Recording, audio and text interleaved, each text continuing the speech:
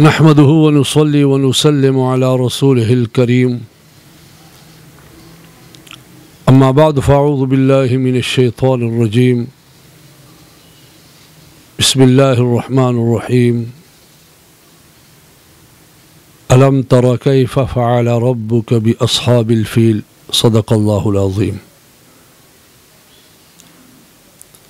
میرے محترم بھائیوں، دوستوں اور بہنوں اور ماؤں، السلام علیکم ورحمۃ اللہ وبرکاتہ۔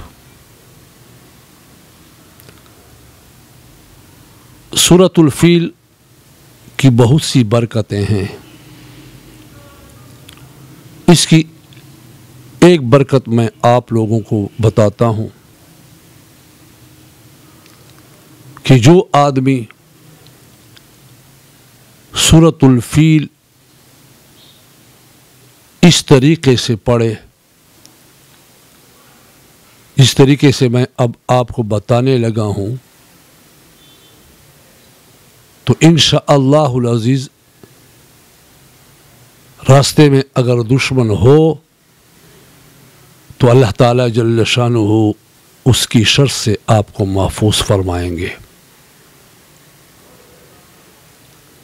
آپ پہلے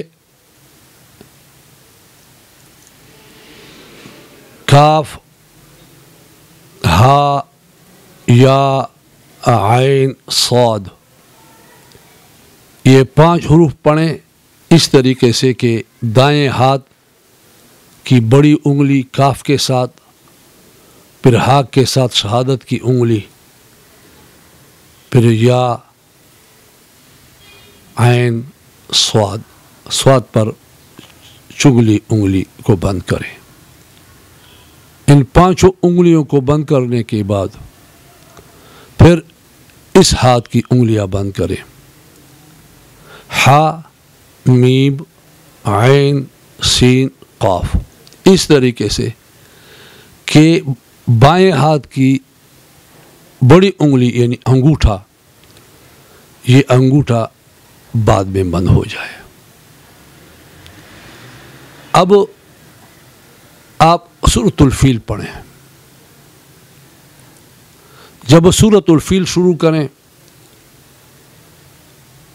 اور ترمیہم پر آپ پہنچیں تو ایک دفعہ ترمیہم پڑھنے کے ساتھ یہ انگلی کھولیں، پھر ترمیہم، ترمیہم، ترمیہم، ترمیہم، ترمیہم، ترمیہم، ترمیہم، ترمیہم، ترمیہم، بحجارۃ من سجیل فجعلہم کعصف مأکول پڑھ کر دشمن کے راستے پہ جائیں۔